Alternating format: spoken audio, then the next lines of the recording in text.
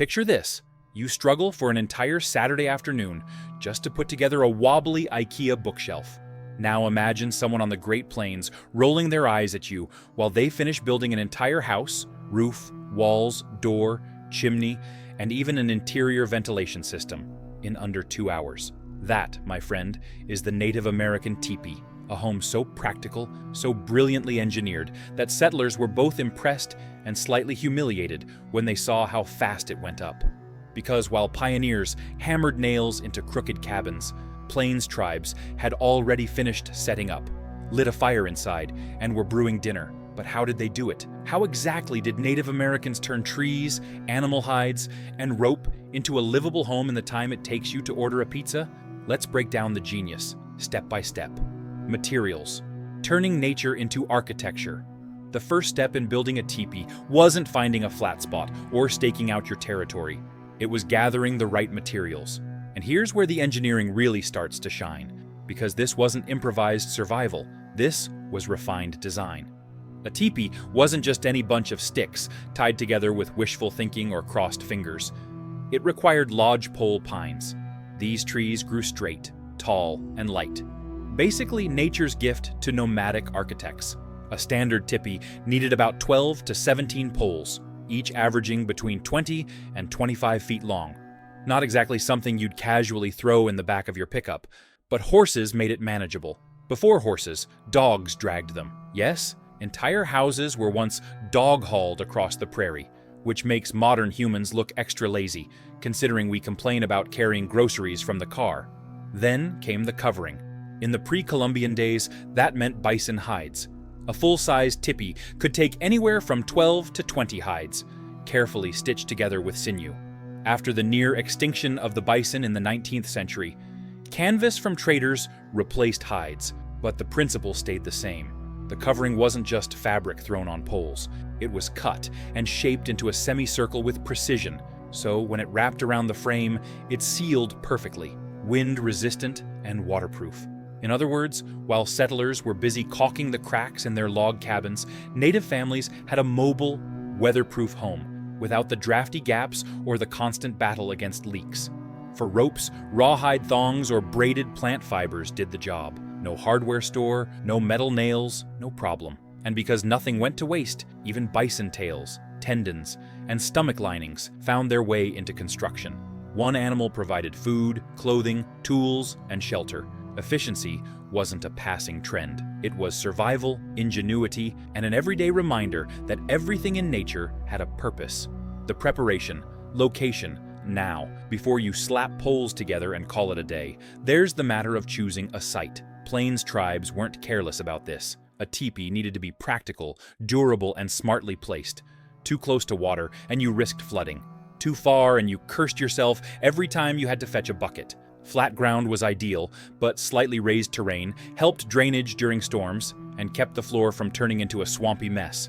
And wind, don't forget the wind. The door always faced east, toward the rising sun, while the smoke flaps opened west. This alignment wasn't random. It kept morning light flooding in and harsh western gales blowing out. Imagine living in a house that literally works with the weather instead of against it, adjusting like an ancient piece of smart technology, with no batteries required. The work itself was usually done by women. That's right, on the plains, women were the undisputed architects. While men might hunt or scout, the women engineered and raised the homes. Once the spot was chosen, they had a rhythm, a sequence honed by centuries of practice, every move memorized and efficient.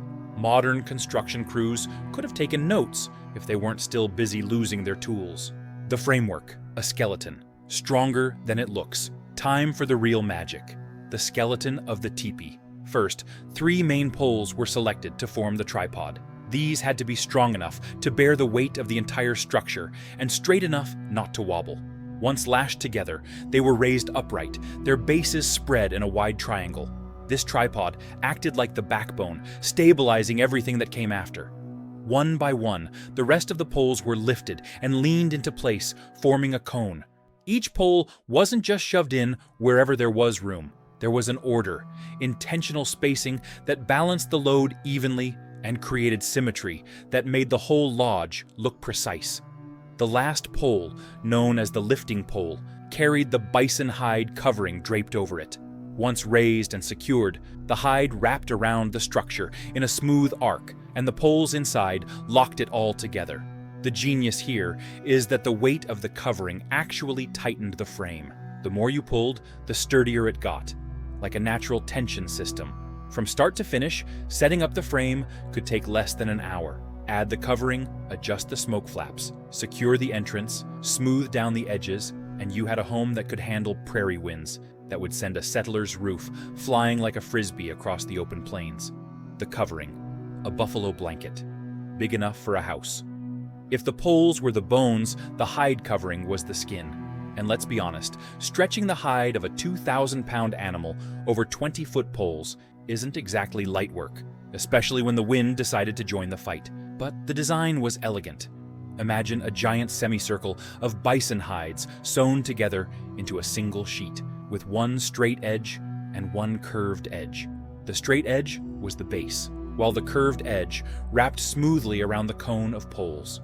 Think of it like nature's custom-fit tarp, centuries before Home Depot existed, only warmer, tougher, and smelling faintly of buffalo. The covering was hoisted using the lifting pole, which carried the sheet up and around the skeleton. Once in position, the two ends overlapped at the front, forming a doorway. Wooden pegs pinned the overlap shut, creating a snug seam that held out wind and rain. At the top, two poles extended through small flaps, which acted as adjustable vents. Open them wide, and smoke from the central fire escaped. Angle them correctly, and they even worked as wind deflectors. Close them down, and suddenly you had insulation that could hold heat in a blizzard. Settlers needed chimneys, stovepipes, and prayer to keep from choking in their cabins. Plains tribes engineered an air control system with sticks and hides. Perfectly simple, yet astonishingly effective. And here's the kicker. It wasn't just functional, it was beautiful. The hides were often decorated with painted symbols, animals, battle scenes, spiritual visions, and family marks passed down for generations. A teepee wasn't just shelter, it was a family's storybook, a living mural that announced who lived there.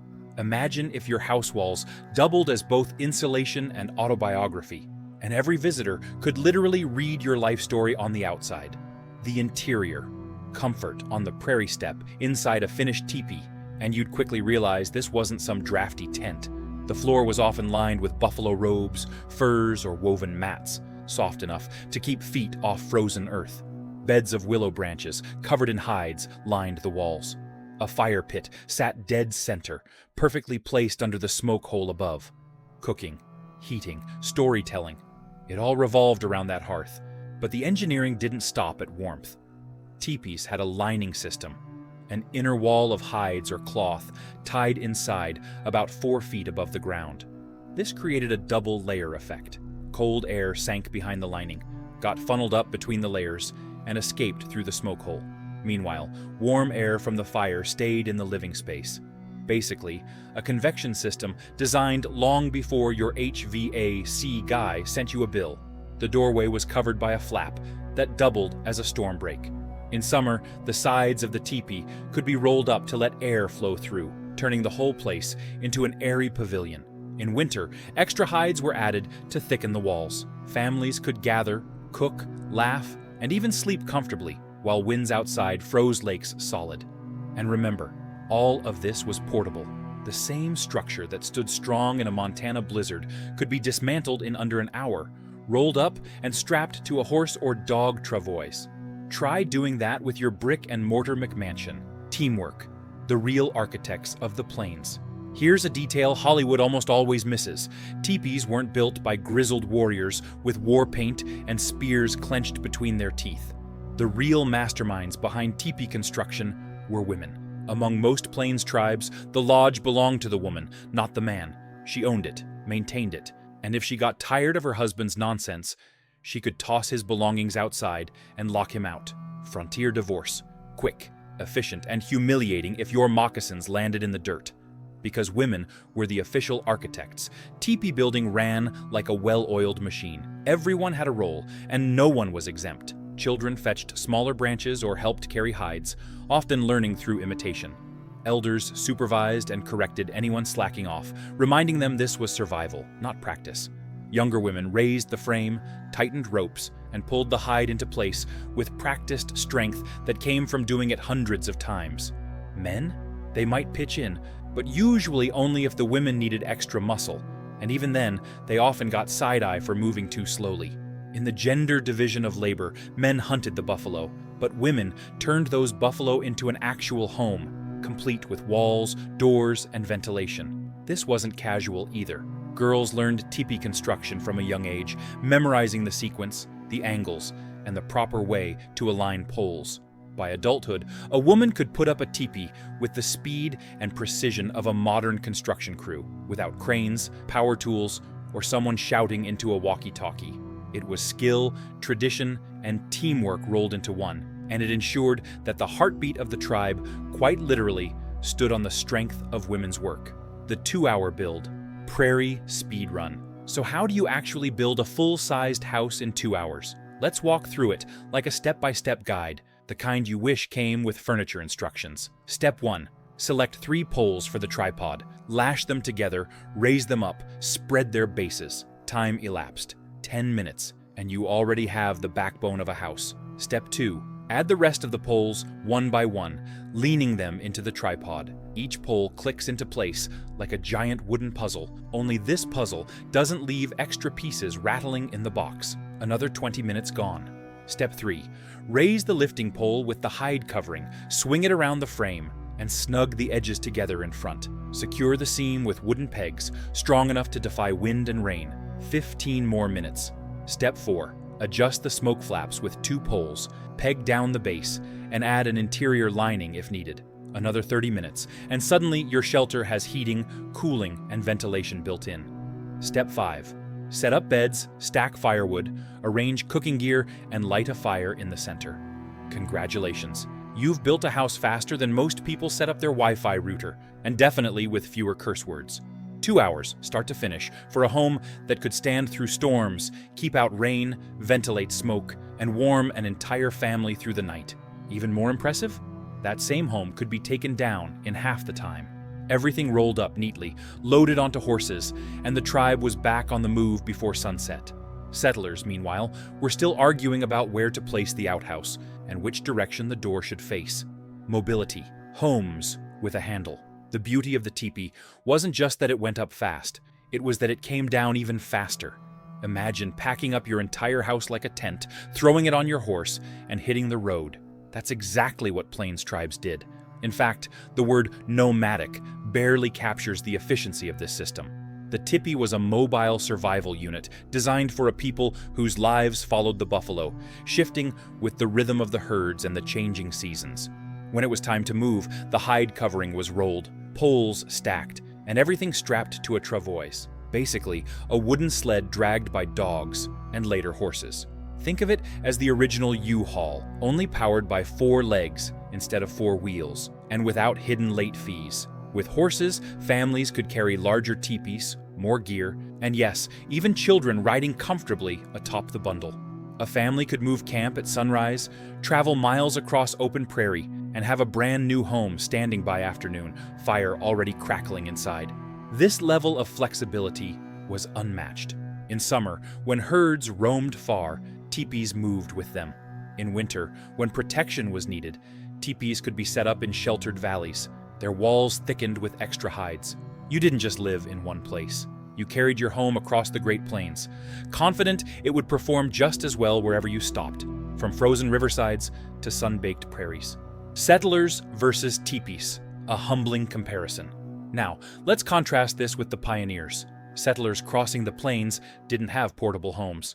They had wagons, creaky wooden boxes on wheels that broke more often than they rolled, rattling apart on every rut. When they reached their destination, they hacked down trees and spent weeks building log cabins. Those cabins leaked, creaked, and froze anyone unlucky enough to sleep inside during a northern winter. Windows were stuffed with rags, roofs with mud, and walls with desperation, as though misery itself had become a building material. Meanwhile, native families could set up a teepee in 2 hours and enjoy a warm, smoke-ventilated home the same night. Even military men noticed. Some officers stationed at frontier forts admitted that soldiers might have been better off in teepees than in their drafty barracks. That's how advanced the design was. Even the US Army begrudgingly respected it, though they'd never admit it too loudly. Settlers often marveled at the sight of a whole village rising from nothing in an afternoon. Imagine riding into a valley at noon and seeing nothing but grass, then returning at dusk to find 50 teepees standing tall, smoke curling from their tops, families gathered around fires, and children laughing in the lamplight. It looked like magic. It wasn't magic. It was engineering born from necessity, perfected by tradition, and executed with precision so sharp it humbled anyone watching. Cultural meaning, more than just shelter. A teepee wasn't only about surviving the weather. It was about identity, spirituality, and belonging. The very shape carried meaning. The circular floor represented the cycle of life, the sky, the earth, and the seasons. The central fire symbolized the heart of the family, the place where warmth and stories were shared. The smoke hole above wasn't just ventilation. It connected the household directly to the sky, the stars, and the Creator.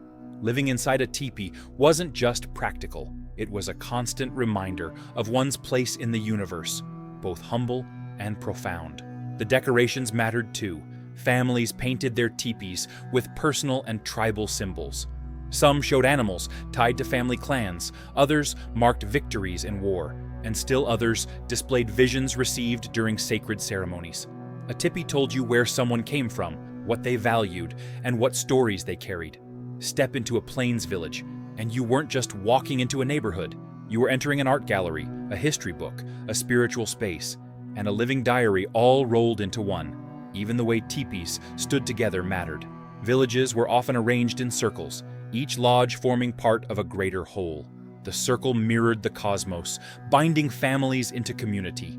It was practical for defense and social order, but also symbolic and deeply unifying.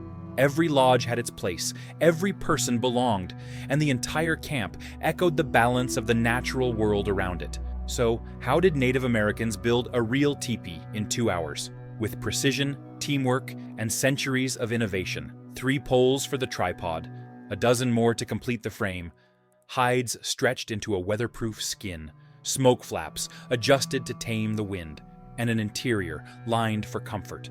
All of it done with efficiency that modern contractors should envy.